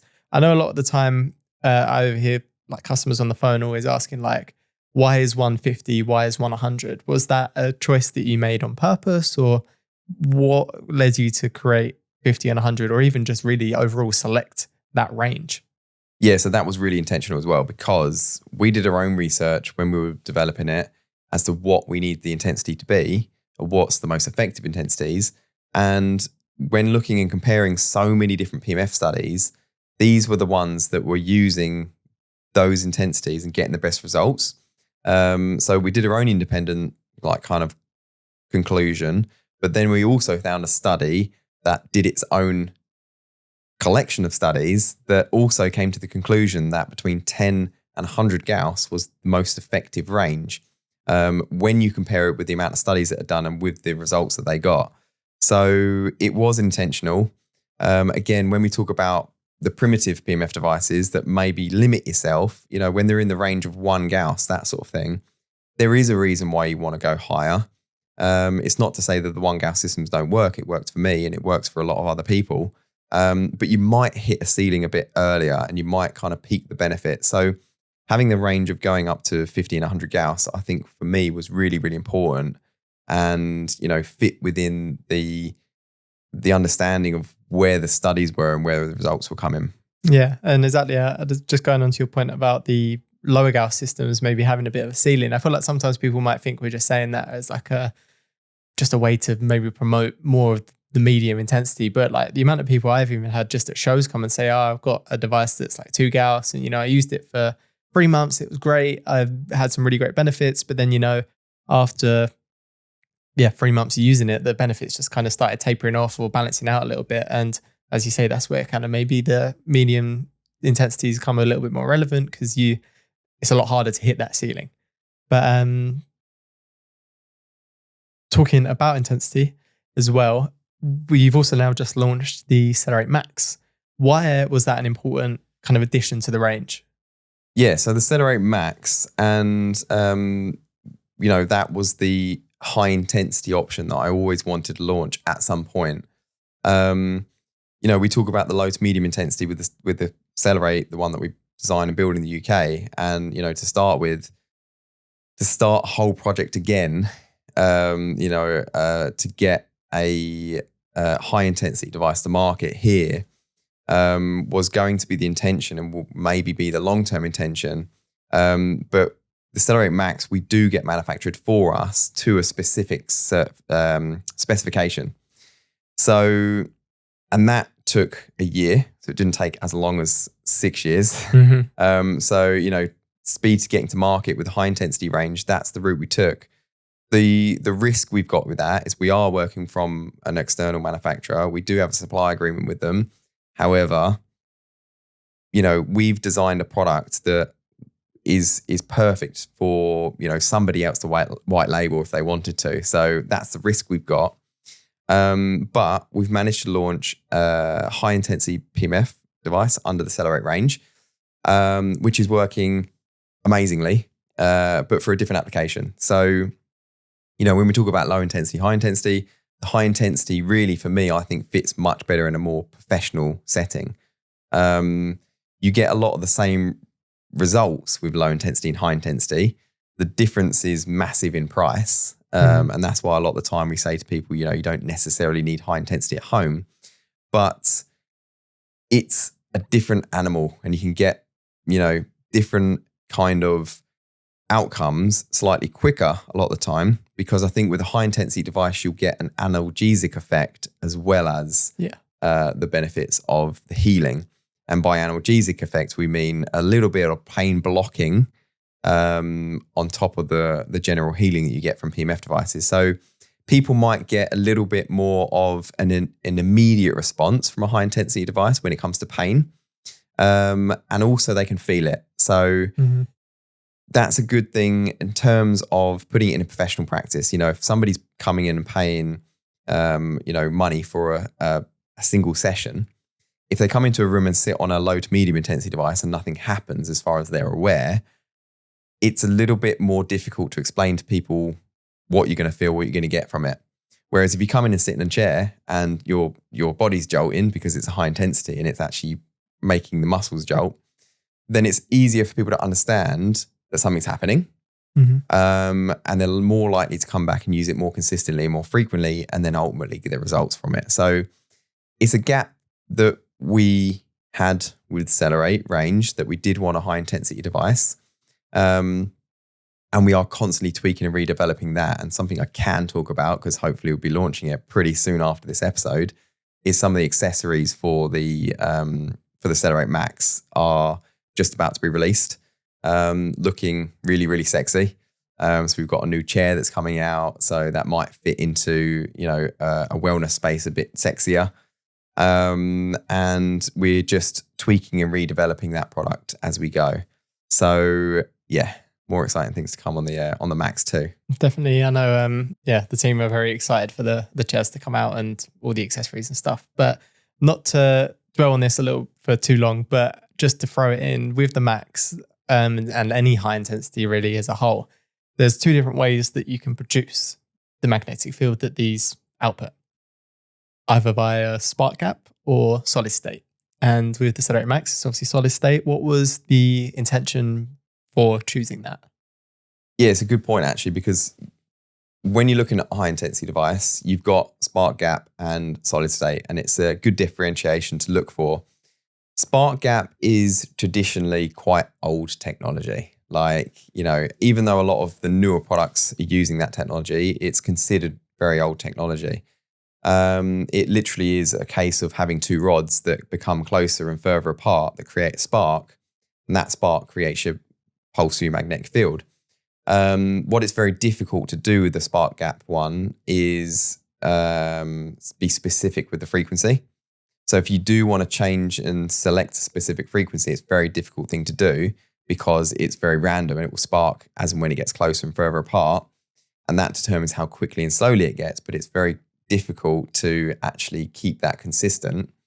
But it also means that the spark technology needs replacing quite frequently. And normally it's within a year or 2 years. It depends whether you're using it more frequently. So there's a lot more ongoing maintenance that goes on with spark gap chamber technologies. But with a solid state, it's a device that uses very little maintenance and you can be very, very specific with the frequency. And it's a lot more newer technology. So really, if you are looking at a high intensity device, we would normally suggest looking for, a solid state. If you want that device to last longer, be more specific with the frequencies.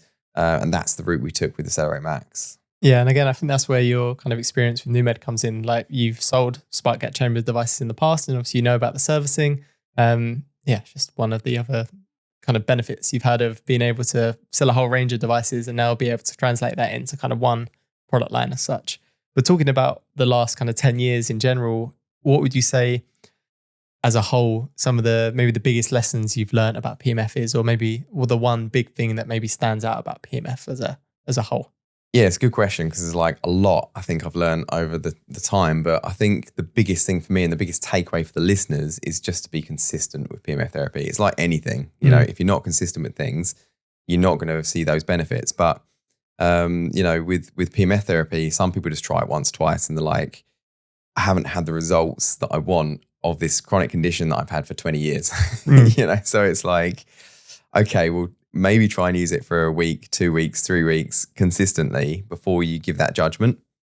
There's an example that I had, when I was right back in selling the original device, the MagnetoVital product, really low intensity device. A lady was buying it for bone health because she had osteoporosis. She showed on a DEXA scan that she had a very low bone density. And, using PEMF therapy for like 6 months, she sort of said to me, I've been using this device 6 months, I don't know if it's working, if it's not working, how do you know whether your bones are stronger? So it wasn't until she got to the 12th month that she had another DEXA scan and had actually seen for herself that the bone density had got stronger. So, and I just kept saying to her all the time, just keep using it, keep going. I promise you it will work. So yeah, consistency, I think, is the takeaway here. Yeah, 100%. And I know when we do our bonus episodes, that's always really the takeaway that we say at the end. When you look at all the studies, it's not a one and done therapy. It's weeks, months to actually get the result that you want. But as we mentioned earlier, we're obviously in a completely new building to where we are normally. You spoke about the Wellness Hub. What is going to kind of be entirely in this building? So I think we've spoken about the Wellness Hub so far, the podcast, anything else that's happening in here? So yeah, I mean the Wellness Hub is our phase 2. Phase 1 is to get the CELLER8 HQ up and running, get everybody in here. So hopefully within the next month, this going out, we should be moving in. Phase 2 is the Health Hub, which, what we want to achieve with the Health Hub, and there's actually a lot of phases within that phase. But the first thing we want to achieve is to, first of all, get the CELLER8 products in here, because we don't actually have anywhere at the moment where people can come and try in the UK, other than our clients that we've sold product to. So obviously we've got like a map of clinics where people can go in London or, but it would be really nice for us to have a space where we can invite people down. They can use the PEMF devices. They can use our full body red light panels, high intensity, low intensity PEMF. And we then also want to add all the complementary therapies that we talk about and that is going to be on the PEMFpodcast.com website, like hyperbaric chambers, inhaling nitric oxide delivery, all those sorts of things. Is it hydrogen? I was going to say nitric oxide. It's been a long episode already. Well done for everybody that's still here. Yeah, if you are here, thanks. So, it's the Health Hub.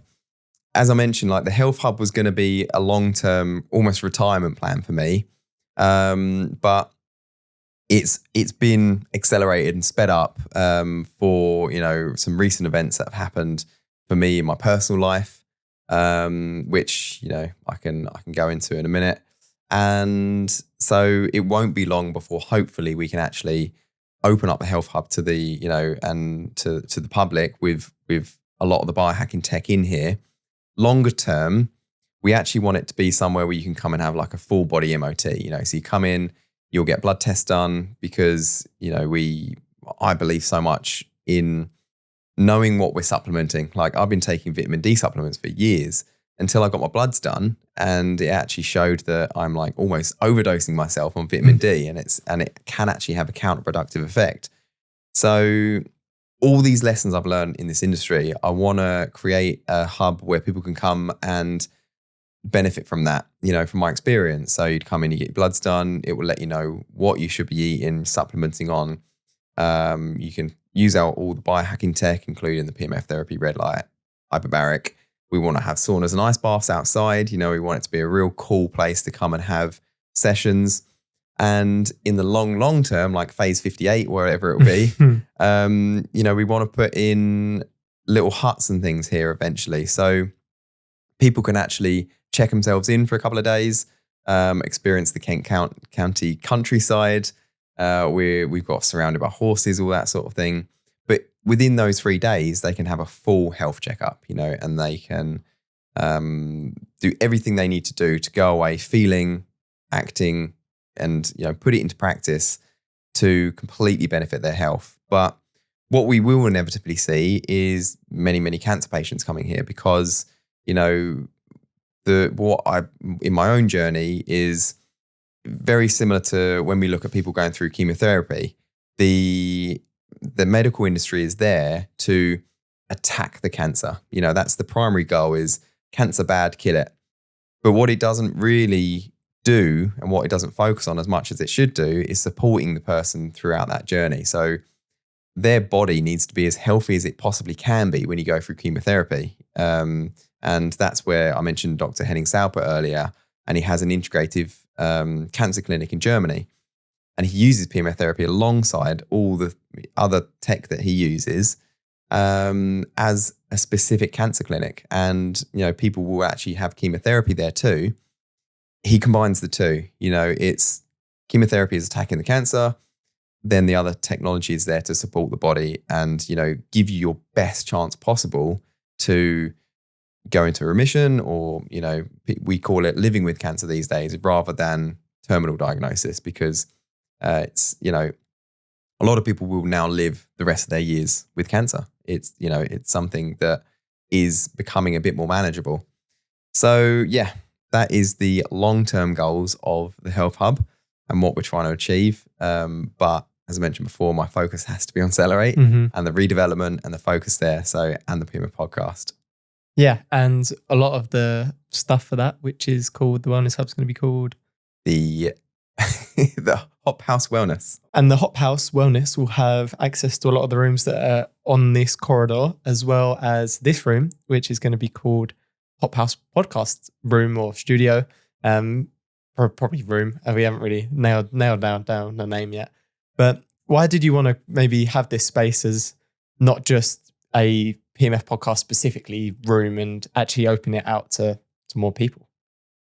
I think, the building we've bought for CELLER8's HQ and for the Health Hub is just an incredible building. It's an old host house. It's an old host house, which is a very British thing. If you listen to this, you might have to Google it, but iconic buildings looking amazing in the Kent County countryside. So we wanted to make the most of it, and why not, if we've invested in all of this podcast equipment to get the PEMF podcast up and running, can we not use it for locals? So, if you are in the Kent area and you listen to this podcast, then and you're thinking of starting your own podcast, then come and talk to us. Yeah, exactly. For anyone in the Kent area or even surrounding areas, I like to think of this as going to be more than just a podcast room. We also kind of want to run it as a podcast production company. We'll be able to do full front to back kind of podcast production, whether that's as little as you want, if that's literally just us maybe booking some guests or helping you out with some questions or just kind of guidance, all the way up to how we run this podcast, literally, front to back, booking, scheduling, writing questions, giving you everything. So all you have to do is just turn up. It's going to really be a podcast production company, but also has a physical space as well. So I'll also link that down below, as well as probably the CELLER8 website, along with, as I said, the podcast website we've mentioned a few times. But going back to Hop House Wellness and kind of a bit that you alluded to earlier, what was the kind of thing that you mentioned that really did accelerate actually getting the Wellness Hub going, or maybe the direction that you want to go with it? Yes, if you made it this far, this is a bit to really listen to, because it's quite an interesting story about why the Health Hub has been accelerated and why, it's become a bit of, more of not my focus, but focus to get it open sooner. So within this whole journey, with CELLER8 and everything, about a year and a half ago now, a friend of mine that I went to school with, called Laura, she contacted me through my Instagram, and, she said, "Remember me? I've been diagnosed about a year ago with bowel cancer," and she's the same age as me. She is 38, and she was saying to me, they've said to me it's terminal. It will eventually kill me, and I've seen you talking about this PEMF therapy. Is this something that can help me? So obviously, a friend of mine from school, I'm like, I need to help this girl.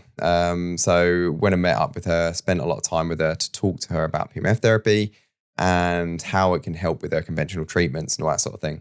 And not only PEMF therapy, I was like, we need to throw everything we can at this.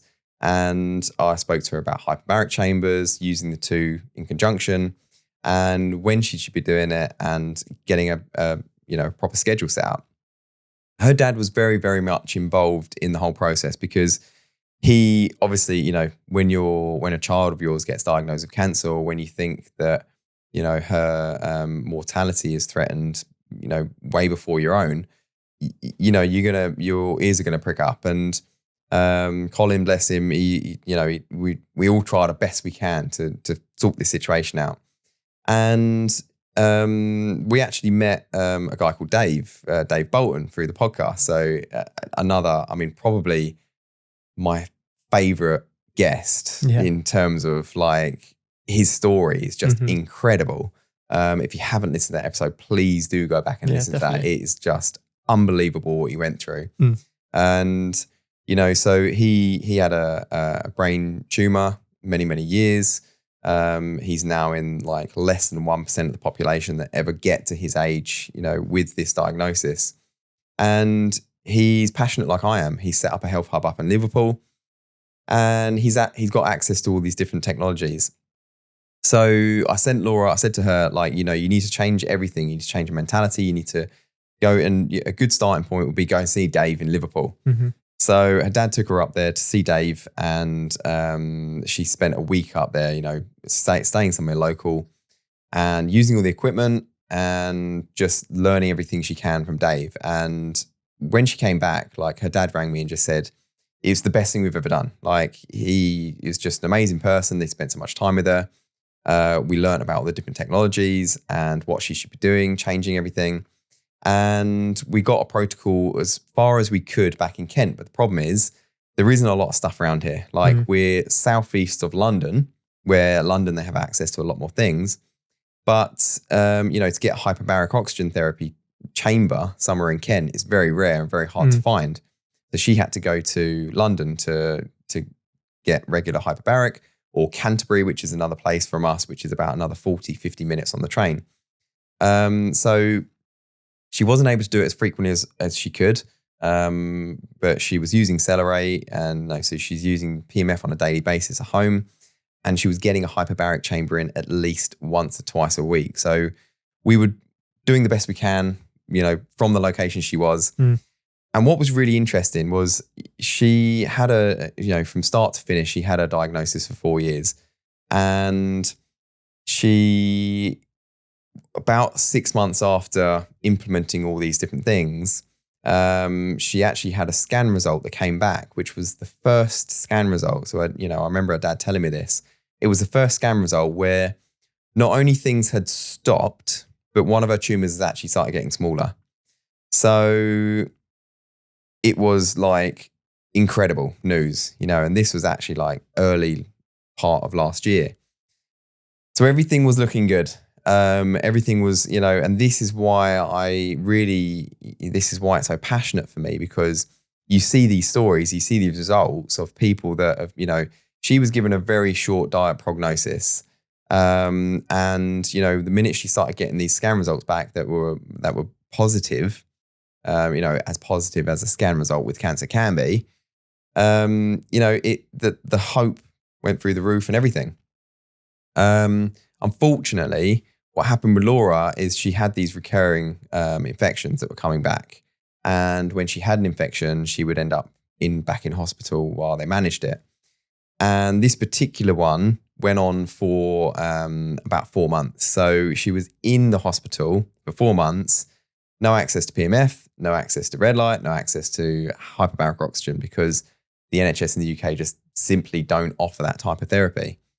And unfortunately at that time, she just kept going downhill and downhill, and they're pumping her full of different medications to get rid of the infection, but she's not able to move, eat, see sunlight, all these sorts of things that, you know, I had her doing a lot more of. And she did unfortunately pass away just before Christmas last year. And when she did, you know, I was talking to her dad, and we're just like, how can we change this? How can this be a lesson for us? And how can we, you know, take some positive from this? And, you know, the annoying thing is that Laura was getting good results. And we all thought this is a turning point for her. And it possibly could have been if she didn't have that infection and ended up in hospital for 4 months. So that was the real catalyst for me. And it was like my retirement plan was always to have this like health hub in you know, maybe at a time in which we've sold the business or something, I've got more time to myself, and we can start seeing people directly on a day-to-day basis. But now it's like, we've got to do this sooner. You know, we have to give people in Kent, in this area of the UK, access to this technology. And the only way we're going to do that is to accelerate this business and get it up and running quicker. So that was the story behind. And like I said before, I do think everything happens for a reason. I've actually got a tattoo on my body that says that. And it was just another part of the journey and why I was so involved in that as to, where the health hub's going. But, I talk about the health hub and, for me, my focus has to stay with CELLER8, but it's also a really good learning curve for me because we're going to, on a daily basis, see people using the products and how they use them.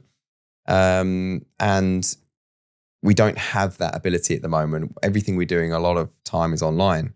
So we get feedback, but we're not seeing it in practical application. So I see this as an opportunity for us to even keep redeveloping the products we've got to make them more user-friendly, to make them even better, because we can see the everyday application and people coming in and using the product. So yeah, that's why we've kind of made this or want this to happen a lot sooner than it would have ever been.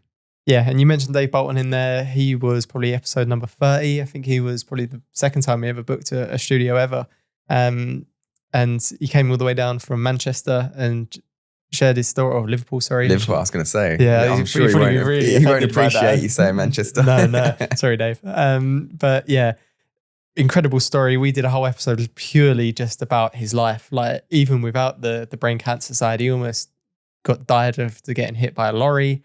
He got skin cancer as Spoiler well. alert. Oh yeah, sorry. Spoiler alert. But yeah, it's an incredible story. Go back and listen to it. That was definitely one. We should probably do a part 2 with Dave one day. For sure. When he's down, whenever. Maybe in this room. Who knows? But yeah, you spoke a lot about some of the therapies that you want to offer here. Just to quickly summarize them, what are some of the ones you want to do? Obviously, PEMF's, I assume, going to be one of the main pillars. Yeah, because, I do a lot of presentations around this, like PEMF therapy on its own has amazing benefits. But what people don't realize is PEMF therapy actually will accelerate the benefits of so many other different things. Yeah.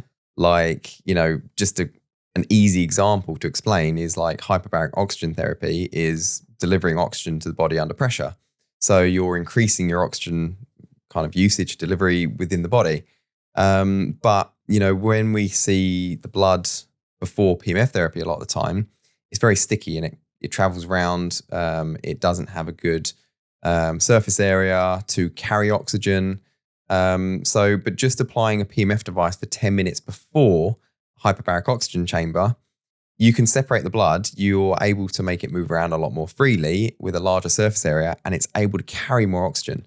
So if you can do that before you put somebody in a hyperbaric chamber, can you imagine the benefits you're going to get from that hyperbaric? So it's not just about the benefits you're going to get from the PEMF therapy, but what the PEMF therapy can do for all the other like modalities that are out there. We want to add the classic sauna and ice bath because it's a therapy that's been around for years, something I use myself. I have both a sauna and ice bath at home. I know the benefits of both, but actually it's a stressor of the body. So, and what we mean by that is it stresses the body into a response that has positive effects. But what that means is a lot of people that do a sauna and an ice bath or contrast therapy will be pretty tired for the rest of the day. PEMF therapy can be used to re-energize the body thereafter. So there's so many different ways in which, and so many different therapies we want to integrate into this health hub that we can then use, create content, show the world. So it's not just about benefiting people in Kent, in the UK, but we can use this place to create a huge education hub and a huge amount of content around the different therapies to share with the world and to show how these different therapies can work so well together. No, absolutely. And I'll link the Wellness Hub website down below as well. Probably if you're watching this straight away, it might bring you to a broken page. But if you're watching this maybe a few months down the line, you'll hopefully go through it to a fully completed website. But just to kind of now wrap it up a little bit, do you feel like you're now kind of entering a new almost chapter in your life now with everything that's happening kind of in regards to this building and just overall?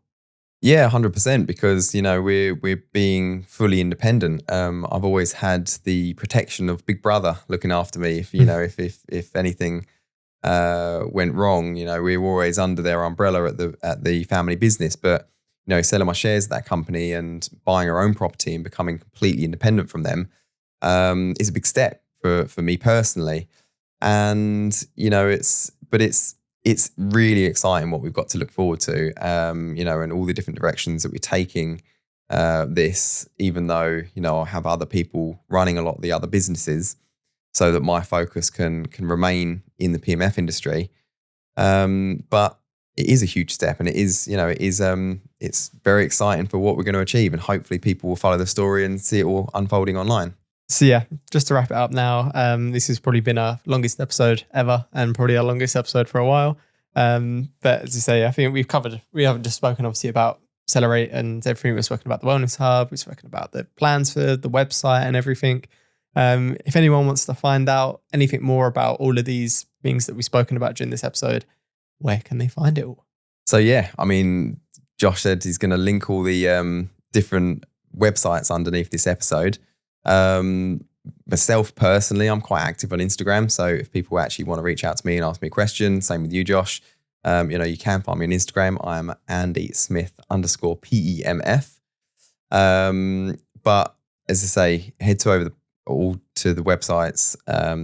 If you want to look at CELLER8 specifically, and you want to look at that in all the different markets we sell into, then just head to CELLER8.com.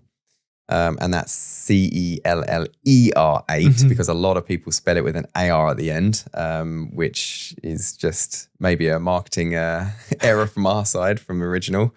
Then you can go to, the PEMFpodcast.com is really what is launching today. It depends when you're listening to this episode, but the 4th of August, 2026. 5th of August, 2026.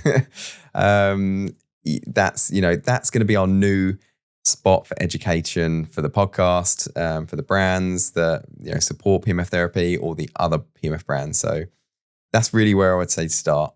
Definitely. And just thank you for listening to this episode, and thank you for supporting the podcast. For anyone who's been supporting it for a long period of time, without you guys, we wouldn't have been able to make it to 100 episodes. So yeah, we really do appreciate it. And if you do want to check out anything that we have spoken about in this episode, as I say, it is all linked below. While you're there, as normal, please make sure to like, subscribe, leave a 5-star review if you're on audio platforms. It really just helps us make more and more of these episodes, hopefully another 100, if not another few hundred. And yeah, just keep the website running and keep kind of spreading the message of PMF. Thanks for listening to another episode of the PEMF Podcast.